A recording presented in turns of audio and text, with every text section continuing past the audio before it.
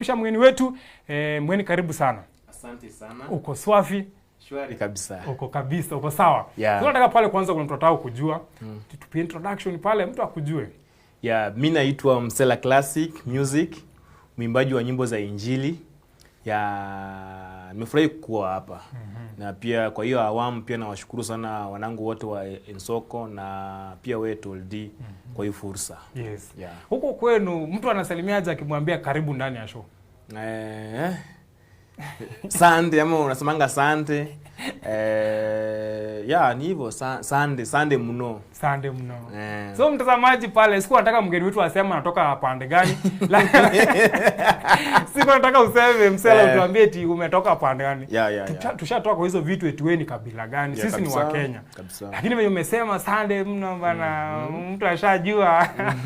Kutoka Irian. So karibu sana. Asante. Nafurahi sana kuwa na wewe ndani ya show siku ya leo. Shukrani. Kuna event tulipatana wewe, nikasikia ukichanua vijana ama wasanii on how wanafaa kupata pake, kupata pesa kutoka kwa usanii. Najua kuna wasanii pale wengi nje wanafanya muziki kwenye hata wako almost kukata tamaa because wanasema mahali imefika saa hii hawapati ganji. Na hane mbale wao chaka saa hii mbale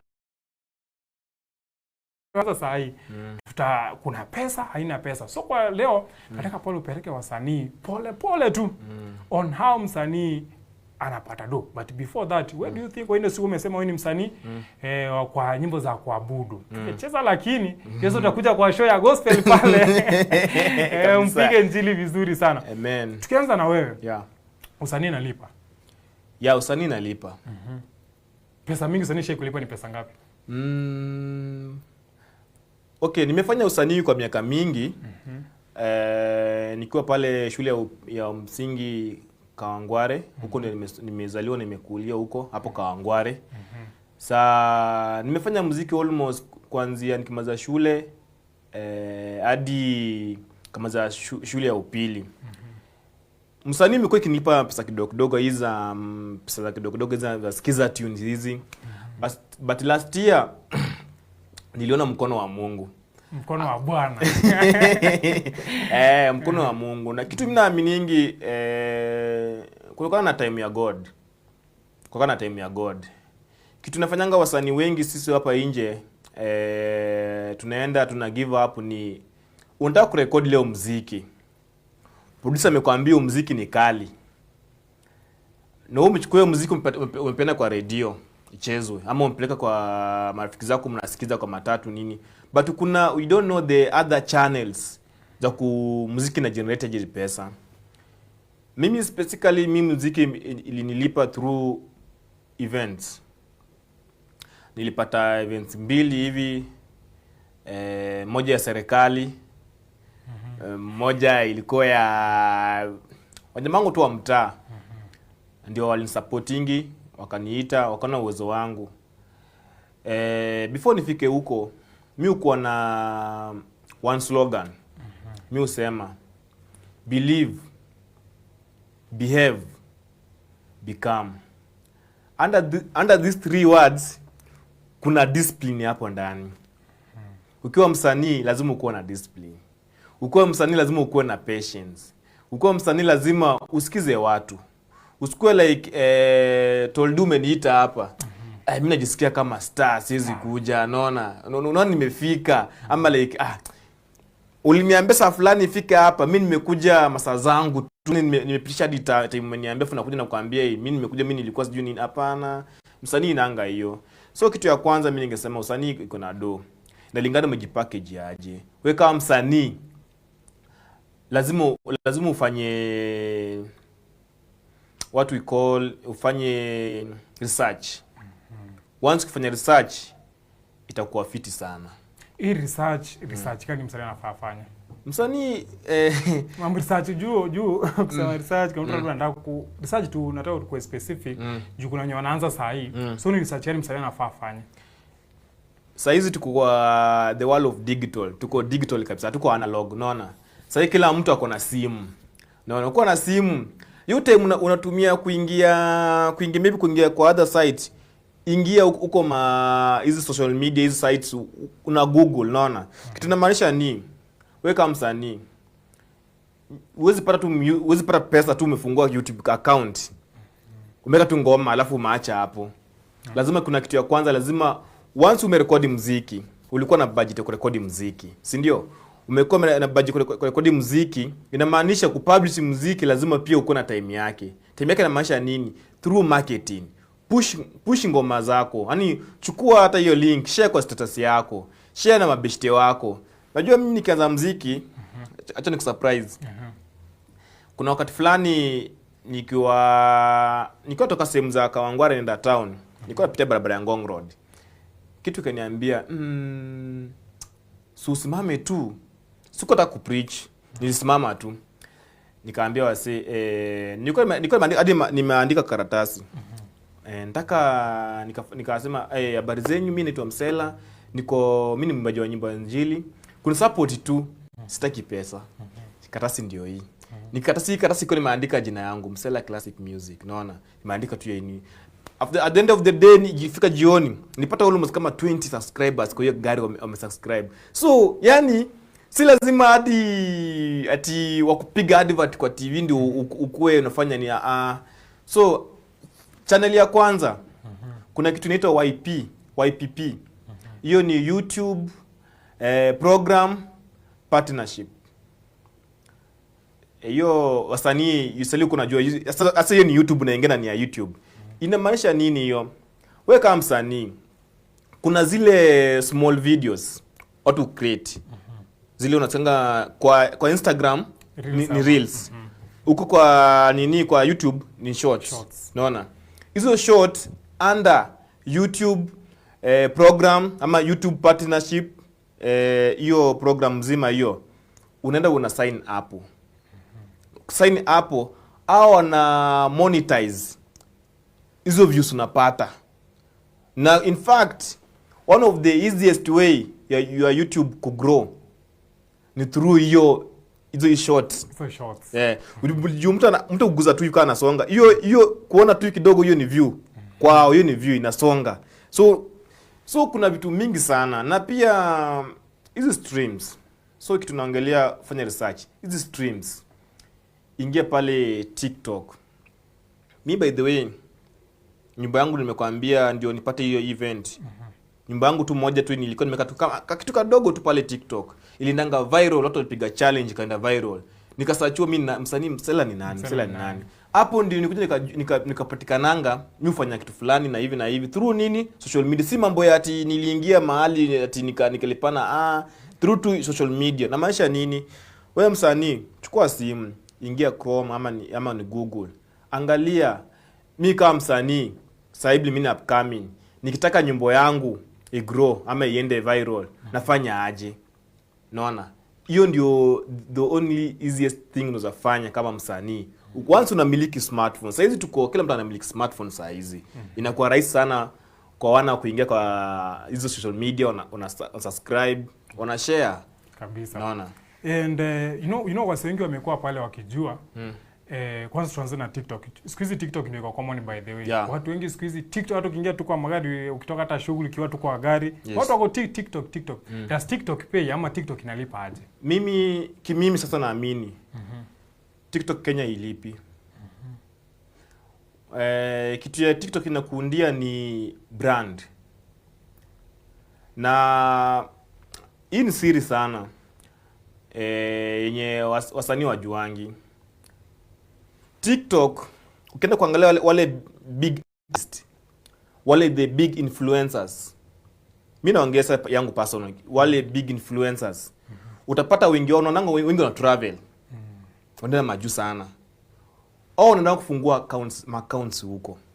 So kuna specific countries TikTok inalipa. Unaona?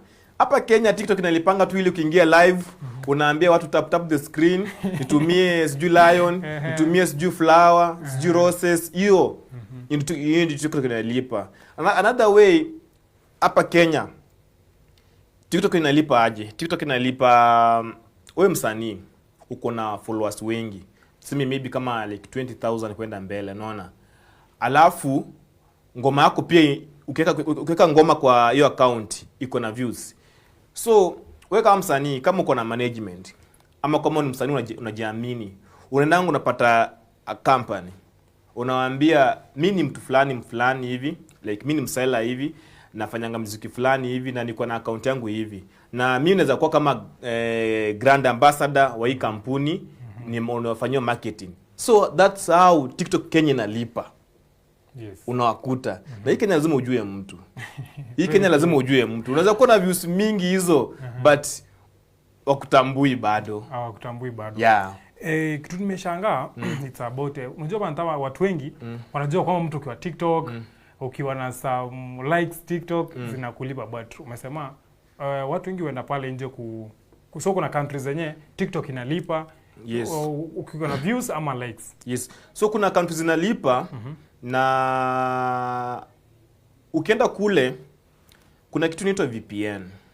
That's why nasema once uko na smartphone kama msanii, fanya research. Kuna countries ukienda ziko na VPN. Okay, naweza fungua account yangu, namba ya simu, kila kitu hadi email inasoma US. But pia VPN inasoma US. Yes. Unaona? But inakuja na hiyo account Kenya. So account niko Kenya lakini account inasoma US. Inasoma US. I mean inasoma maybe South different countries. Yeah. So hapo nataka kuuliza swali msela. Yes. Lazima uende ile nje, tuseme kwa mfano, hizo countries zinalipa, tuseme kwa mfano, tutumie tu mfano Tanzania, tuseme tu mfano, TikTok ya Tanzania inalipa, ya Kenya ilipi. So you have to travel to Tanzania to register so that ndio inaonyesha kwa Tanzania ikulipe. So does it means like lazima mtu wa travel kwenda ile nje inalipa aende kufanya registration pale, ama ni za register akiwa bado Kenya? Ya unaweza register kwa Kenya. Inalingana nani anakufungulia account. Wewe unajua hapa nje ukipata mtu anakufungulia account yenye iko real ni ngumu sana. Hata ni kwa 100% kuna wasanii influencers wamekuliwa a lot of money. Na watu maybe majuu kama uko Tanzania huko wanawaambia utawafungulia account. Ni account ni fake. Fake. So kitu inakuanga ni mzuri ni ukienda kule so una buy line ya huko. So una buy una login kila kitu ya huko inasoma huko kule. Si inakuwa the easiest way wewe ku control hiyo kitu. Hiyo hata utakuwa sure ni real. Uko sure, uko nayo uko sure. No, that's why another thing naweza kusema hapa Africa.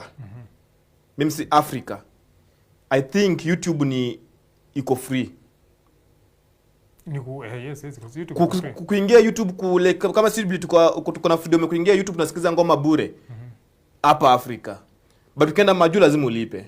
Lazima ulipe. Lazima kuna package. Hadi ukiangalia kwa YouTube kuna sometimes inakuja kuna subscription na kuambianga sijui ukitaka kuona sijui nini lazima ulipe. Unaona?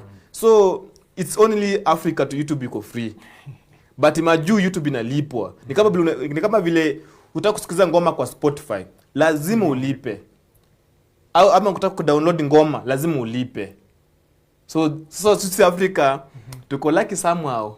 You know I'm shocked like you know siko najua eti kuna countries zingine you have to pay YouTube ndio uone.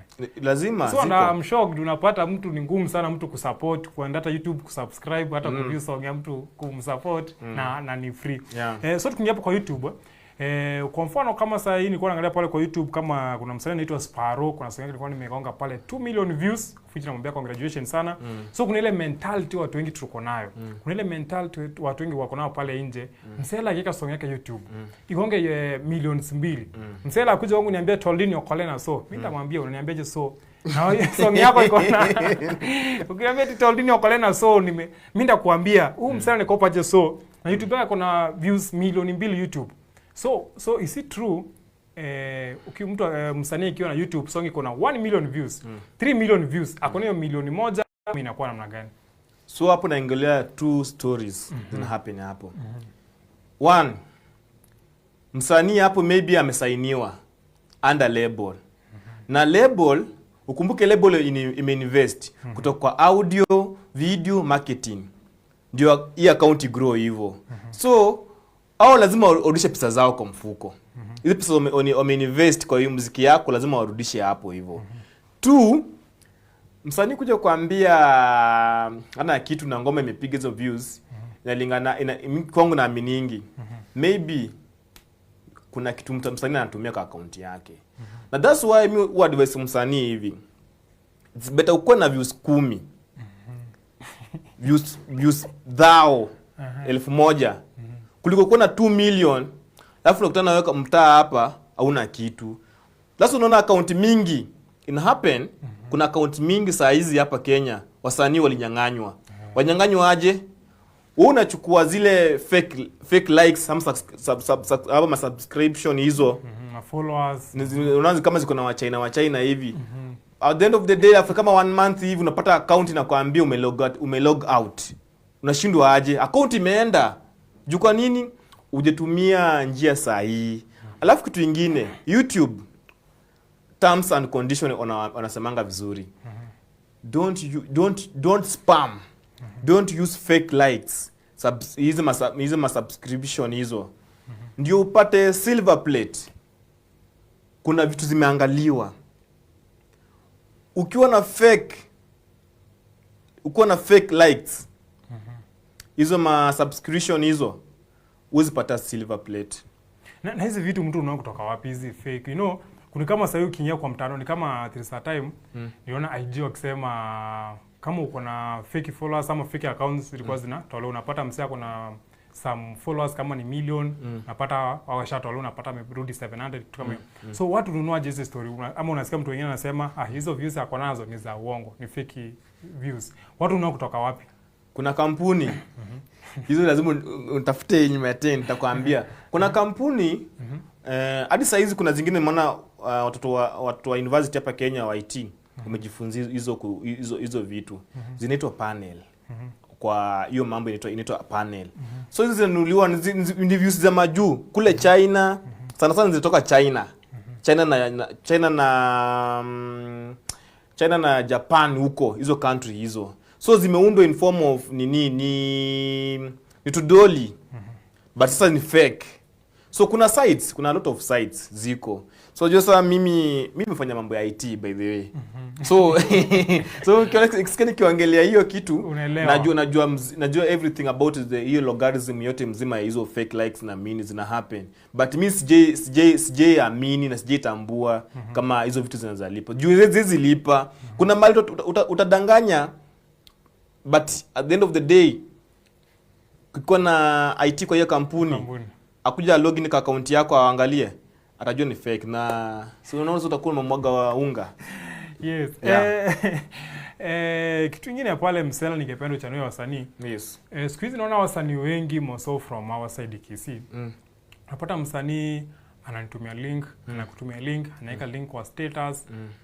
That's just marketing. Hivyo nataka niende to YouTube nifanye nje. Niangalie song yake YouTube apate pesa. Apart from YouTube, au mseneza sell music aje apart from jua singa na delay on YouTube na umesema hii TikTok hailipi pesa. So msanii anataka kuanza pale. Ameenda studio, amefanya song. Song ni kali ndio. Apart from kutumia link, kuna place zingine mtu anafaa aeke music yake impatie pesa. Yeah, kuna other way. Tunaongelea hapa ni very large sana. Streaming. Msanii ingia kwa simu yako ama ingia kwa seba yote. Andika tu how to get earn through my streamings. Kitu tunaongelea ni gani? Wewe kama msanii uko na ngoma na maybe YouTube ilipi. Kitu ya kwanza kama msanii lazima ujue ndio YouTube ianze kukulipa, lazima uko na 1000 subscription. 1000. Another thing sasa uko unajua kama msanii ndio YouTube uanze kwanza kumonitor account yako vizuri. Lazima uko na 4500 watch hours kama msanii. So kuanzia hapo at least wataanza kujua ni nani. At least kuna ile inasemanga ile pesa ya rent. Uweze kusapend ile ndogo hiyo. So kitu kingine kama msanii, there's a company. Kuna kampuni mingi sana. But mimi na advise kama msanii, usitumie hizo kampuni za free. Imeni hapenia. Nimeweka ngoma kwa a company, ilikuwa Nigeria hiyo kampuni hiyo. Kampuni kauzwangwa. But then nilipoteza almost kama 50,000 kwa hiyo account. Zenye watu kwa watch ngoma zangu. Hizo pesa ziliendanga nilikile mingi, nikaenda hadi kwa ofisi za maloya kidogo tukaandika makaratasi lakini sikupata na kampuni ilichange jina na ikaenda hivyo, unaona. So kama wewe ni msanii, kuna kampuni mingi ziko hapa za distribution. usichague kampuni ya ile free. Tafuta pesa kama like 3000 ama 5000 ekele kwa muziki wako. Na wewe ekele ngoma zako hiyo kampuni. After hapo hivyo like distribution inalipa aje ndugu yangu? Distribution inalipa after 6 months. After 6 months. 6 months. Kuna under 6 months kuna kampuni zinalipa every month. Unaona? Hizo ni Spotify, hizo ni Boomplay, but kama kampuni kama Apple, Samsung Music, hizo zinalipanga after 6 months. Unaona? Instrument yako kama msanii, ukienda kwa producer akupatie 3 piece. Producer wote maybe producer utanichukia lakini naambia producer wote kama ni msanii, wewe kama ni upcoming in fact kama ujiunda jina yako, ambie producer akupatie 3 piece. 3 piece inamaanisha nini? Under distribution ni jina kubwa but kuna kampuni ziko hapo ndani. Kuna kampuni ito ndani hapo inaitwa Sounddraw. Sounddraw inalipanga msanii through instrument. Hiyo ni mpya na mimi kitu nawaambia hapa, hakuna msanii mkubwa hata yeye kitu.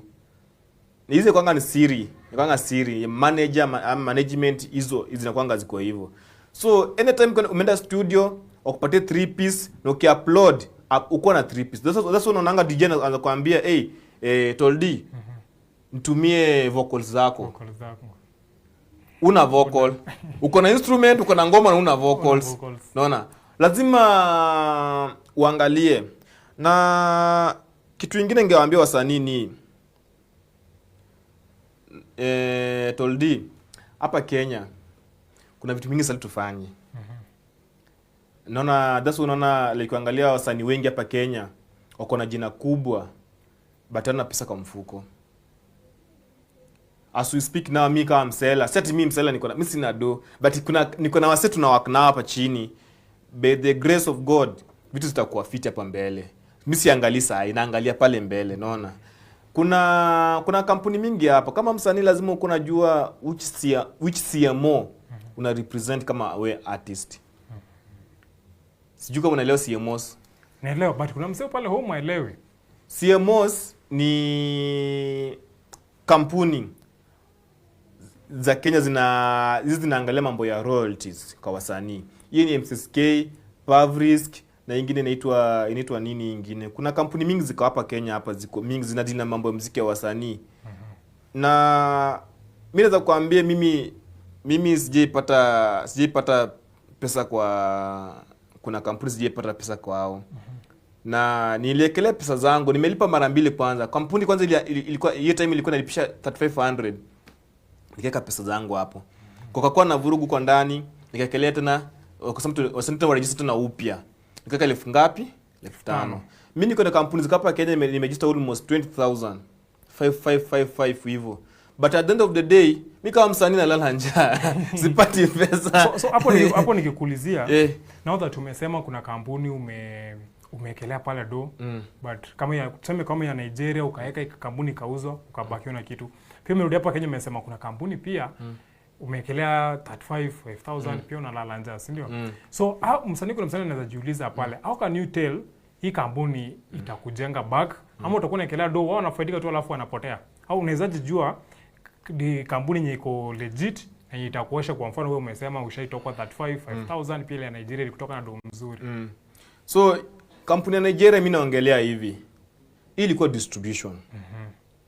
In distribution. Na distribution kwa sasa hivi nilikuwa nimesema si advise msanii wote kufanya ine na kampani yote distribution free. Free, thank you. Hapo kwa free. But for you umesema ulikuwa unatoa do. Umesema hizi za Kenya. Za Kenya, kitu naongelea Kenya, naongelea about Kenya music copyrights. Copyrights. Yeah. Na kuna kitu inaitwa Kikobo. Yes, no, so those are the CMOs ya Kenya zinasimamia wasanii. Unaona? Kitu naongelea ni kama msanii hapa Kenya. So inaongelea royalties za Kenya. Unaona? Kama msanii saa hizi, ngoma yako ikicheza palipopote. Kuna pesa nyingi kama media hapo mnapeana. Kuna kina Katwangwa. Unaona?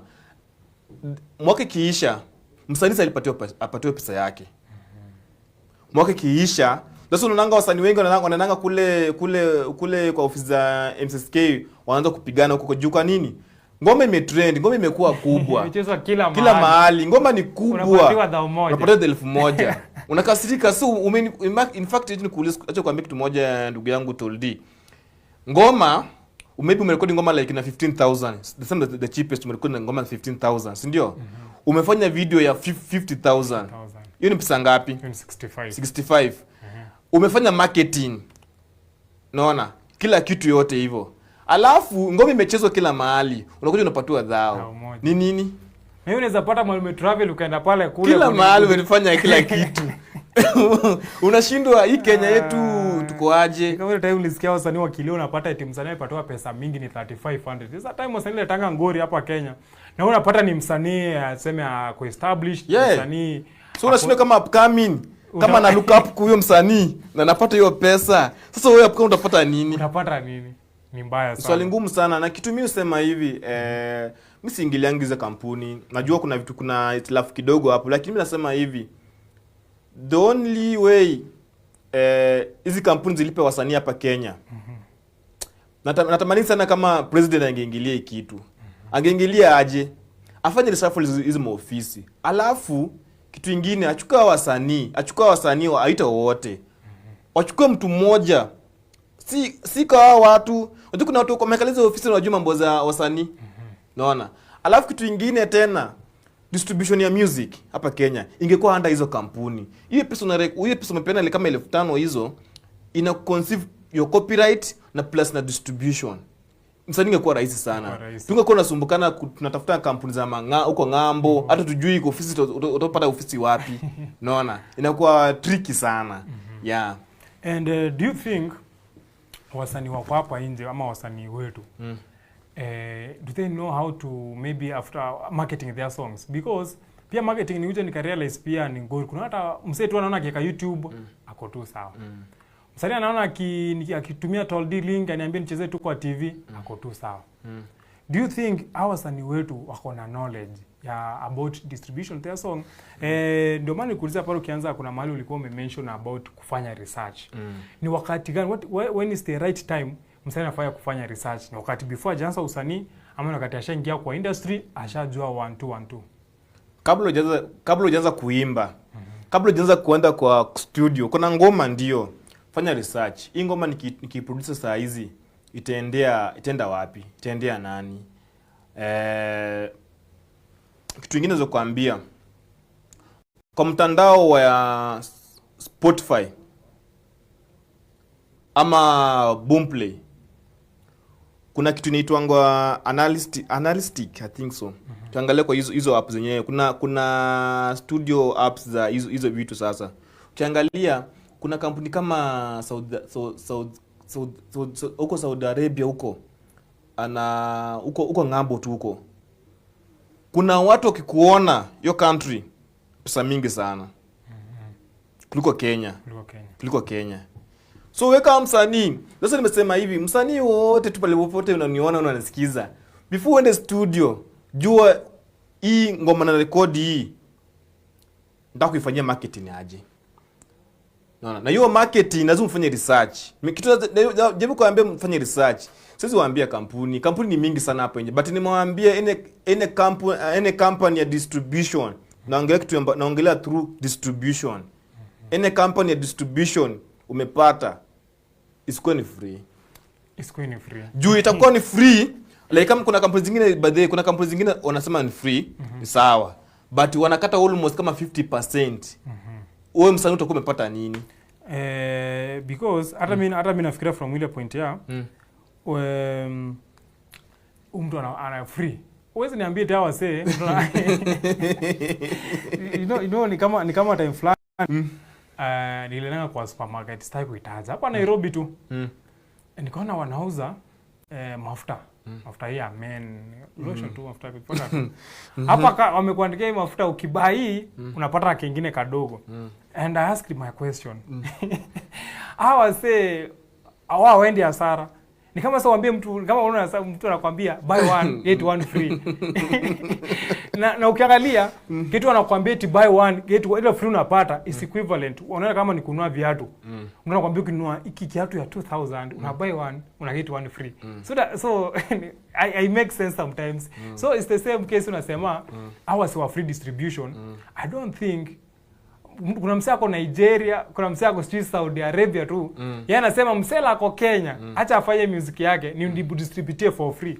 Mimi na feel hawa sasa pia wao, labda ni kusema tu ya for free, tumesema vitu ya free, alafu anakupatia kama 500 yako, but unapata amekini pesa mingi, but anakuambia ni for free. Kabisa juu hadi niongezeka point hapa. Mimi kuna wasanii najua. Na ni marafiki zangu sana ambapo kuna wasanii wajechezwa kwa TV. Hata kwa radio wajichezwa, but wanatoa the quality music, but wana earn through their music. How? Social media. Kuna wasanii najua kabisa, kwanza marafiki zangu tunakaanga nao hivi poko at the end of the day wanakuambia mwisho mmoja kama msela kuja tunaenda mahali na wanaambia unaona poko anakuonesha account pesa iko bila kumekuwa na streams. Hao ndio walinifungua akili kuona mbele. Lakini sasa kama mimi pia niko like nashindwa muziki kwa inalisha je watu wote wananunua magari wananunua nini aje. But ni realize na kitu moja uko tu na mtu uone mtu unafanya research uko na knowledge na uwekelee kwa muziki. Sasa hiyo mjuma amua umejitoa muhanga unafanya muziki ni muziki. God atakutembelea. God atakutembelea. Ndio maana mzungu alisema knowledge is power. Kabisa. Yes. Because of time pale msela tukienda kumalizia, do you think kwa industry tuko nayo tukiingia sasa story ya Gava kidogo, do you think Gava imetake any role maybe ya kueducate wasanii about sanaa and everything about music? Kwangu bado. Bado kabisa. Na kwanza mimi nasemanga like Gava inategemeanga big artist sana. Hapa chini kuna upcoming wa noma sana, kuna upcoming wakali sana. Mimi niko sure Toldi kuna vijana kutumianga hata ngoma kwa simu yako hapo nakwambia wacheze. Ukisikia ngoma wewe chelia napiga na ngoma msanii mkubwa anapiga, unaona kuna kitu inakosa hapa. Mentorship. Tulikuwa na mkutano fulani hapo tulikuwa na wewe, si ndio? Kulikuwa na uko Dago. Tukiangalia mambo ya mentorship hizo vitu program nzima. Wasanii ni wengi. Unaona? But wana mentorship. Na maisha vipi? It's high time government na through government na president office PPMC naona kujeni mtembee hizi mitaa mnacha vijana na pia kukwe na kitu nasema kama a hub like every constituency kukwe na kama ka hall. Hiyo hall ni a hub na maisha nini wasanii wanaweza kuja pale wanafanya training, dancers wanakuja kufanya pale wanafanya training, naona wana mentor na pia wanawapatia advocacy through your talent inaweza kulipa. Lazima kuna watu waje kuja kwa kamera. Kuna watu waje kuja hata interview hata waje jua kuna ndanga aje wanaongeanga aje. So is one of the things awareness ya through talent. Na mimi nasema hivi, kama wewe unasimama, mimi hii nasema tu kama popote unaniona, kama kuna maybe MP ama nani anafanya nataka kusimama nini. It's high time mtaa yako eka talent search kwa wasanii wadogo. Wakuwe exposure na hizo kitu waelewe na watajijenga vizuri sana kwa hii maisha. Yeah. Yes. Tukienda kumalizia pale tunaambia tuko na dakika 2 peke yake. Siku hizi nimeanza kuona wasanii wengi sana wakifanya music wakitumia AI. Mtu akifanya AI inaweza mlipa, akifanya distribution inaweza mlipa. Now that tumefanya song ukatumia AI. AI imeharibu vitu mingi sana. Na acha nikwambie, wewe kama msanii hata kutumia AI. Kuna mahali utaambiwa upige live performance na kitu nimeimba kwa AI. Itakuwa vitu mbili tofauti. Hapo ndio mafans wanao kujua wewe si mreal, wewe ni mtu fake, una fake life. Kumbe si wewe. So tuache AI. Acha AI tu iko guide kwa vitu zingine kisi mambo ya kurekodi muziki. Yeah. Yes. By the msela, kuna show fulani niliendanga mahali fulani. You know what's funny about music? Unaenda tu kuna kile kitu kingine tuanga. Sio kama siku hizi wasanii pia wanatumia auto tune. Unaweza kuwa msela vitu unaimba jo ni ngori, lakini ukifika pale kwa studio producer umempatia ganji, amedua tu imekuwa fit. So kuna show fulani kwa tumeenda Kisii mahali fulani. Msanii anaingia kwa stage anapiga nini performance yake vizuri. Stima ikapotea. So msanii anaambiwa show lazima iendelee, hatuwezi ngoja stima irudi. Msanii ameingia kwa stage. Tukingoja stima irudi, enda tu kutupigia tu. Msanii inakuwa ngumu. Sio nafanya msee kama hakuna inakuwa ngumu juu hata niko nafuatilia ni shughuli fulani hapa ya Tanzania. Kuna msanii amepiga ngoma kubwa sana, inasikika kila mahali. But DJ kizima ile ngoma, bila msanii anaimba na unaongea Mario, unaongelea nani huyo? Asi Mario. But ni anafanya the same mtindo ya Mario, but si huyo. Kuna msanii mkubwa tu. Juu hata vile shai kwa hapo unapata msanii mpigwa wasee wanamtambua. Kwa music kwa sawa, lakini akifika pale kwa ground akipatwa mic, lazima sauti kwa background ndio ashike tu mic nini wasio ninayo. So tunaenda pale kumalizia pale msela. Yes. Kuna msee anataka kuanza saa hii. Huyu msee nataka tu umpatie tu watu tu. Kuna msee anataka kuanza saa hii. Anajiuliza tu maswali mengi about usanii, but tumesema usanii kitu tunafanya, usanii inafanya nini? Inalipa. So msanii anaanza saa hii, nataka tu umpatie tu neno tu moja tukimaliza. Ndarejelea tu ile kitu nilisema. Believe, behave, become. That's a big lesson sana. Ukenda ndani. Alafu pia bila kusahau, sinaweza salimia watu wa Ingo. Kwanza watu wangu wa Nyaramba. Nyamira. Uko hii mtaminilea pia. Nyaramba, Nyamira. Nawashukuru sana mmenilea. Pale Kisii, daraja 1, daraja 2. Nimekaa hizo mitaa. Wanangu ni wako kwa boda ya Uyugis, hii boda ya huku. Na wasalimu sana. Niko na maanti zangu wako huko kule. Wananiona I think wananiona wako pale kuna tongo Nyamanche. Niko na aunti yangu aliambia atakuwa tune ataniangalia. Alafu watu wangu wote wana support Msela Classic Music manze. Tufuatilie kila mahali Msela Classic Music. Kama wewe ni msanii unataka more lesson about it, tumonge mambo ya royalties na mambo distribution, uzani inbox.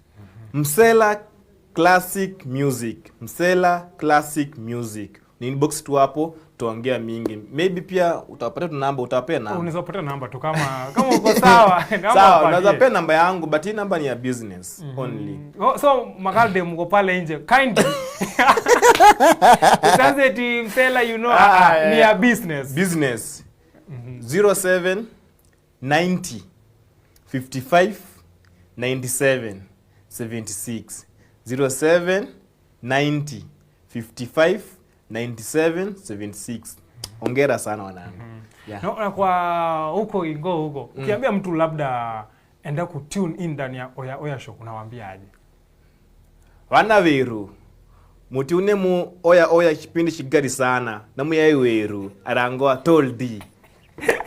Sielewi lakini acha nikuaminie. Siwezi kudanganya. Hebu rudia tena. Labda rudia tena vile umesema. Bana weru mutune nda mushipindi cha Oya na toldi mwana weru uyu ndina. Asante. Hata mimi naagokile sana.